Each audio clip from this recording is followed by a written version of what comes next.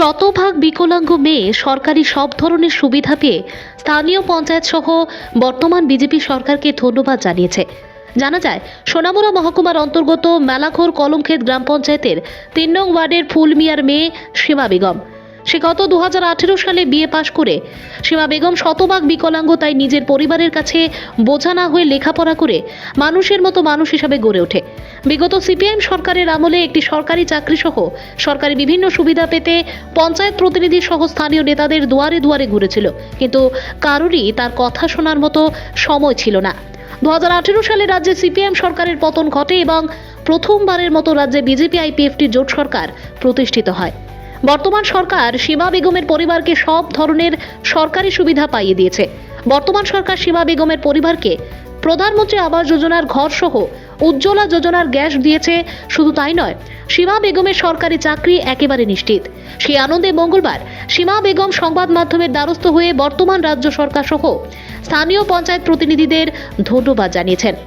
সে জানিয়েছে, বিগত সরকারের আমলে কেউ তার পরিবারের দিকে মুখ তুলে তাকায়নি, আর বর্তমান সরকার তার পরিবারকে সরকারি সব রকমের সুযোগ সুবিধা সহ সরকারি চাকরি নিশ্চিত করে দিয়েছে।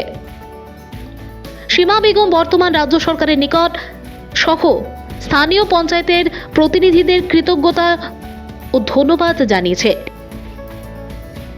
ভানুচন্দ্রের রিপোর্ট, আসাম প্রাইম নেটওয়ার্ক। আমার নাম সীমা বেগম। আপনি কি বিকলাঙ্গ? হ্যাঁ, আমি 100% ডিজেবল। কি আপনি সরকার থেকে কোনো সুযোগ সুবিধা পাইছেননি বর্তমান সরকার থেকে? হ্যাঁ, বর্তমান সরকার আমাদের ঘর দিছে, গ্যাস দিছে এবং কি চাকরিও কনফার্ম হয়ে গেছে। আপনার শিক্ষাগত যোগ্যতা কতটুকু? আমি বিএ পাস। BA pass. হ্যাঁ, তো এই বিগত দিনে আপনি মানে এই যে সহজ সাহায্যগুলো পেয়েছেন বর্তমান সরকারের আমলে পেয়েছেন, হ্যাঁ, বিজেপি। বিগত সরকার আপনাকে এমন কোনো সহযোগিতা করছে না যে বিকলাঙ্গ হিসাবে? পূর্বের সরকার সিপিএম সরকার থাকাকালীন? না, পূর্বে সরকার থাকাকালীন আমি অনেক চাকরির লিগে ঘুরছি, বিএ পাস করে আমি 18তে বাড়িছি। আমি কোনো সুযোগ সুবিধা পাই নাই, চাকরির জন্য অনেক ঘুরছি, চাকরিও পাই নাই। বর্তমান সরকার আমাকে তা দিয়েছে। কি বলবেন একজন বিকলাঙ্গ হিসাবে আজকে এতটুকু সহযোগিতা পেয়েছেন একটা পঞ্চায়েত সরকার থেকে, কি বলবেন?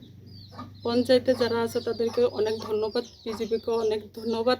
আমি বিকলাঙ্গ হিসেবে তারা আমার দিকে সুদৃষ্টিতে তাকিয়েছে, এজন্য তাদেরকে অনেক ধন্যবাদ। মোদিজিকেও অনেক ধন্যবাদ।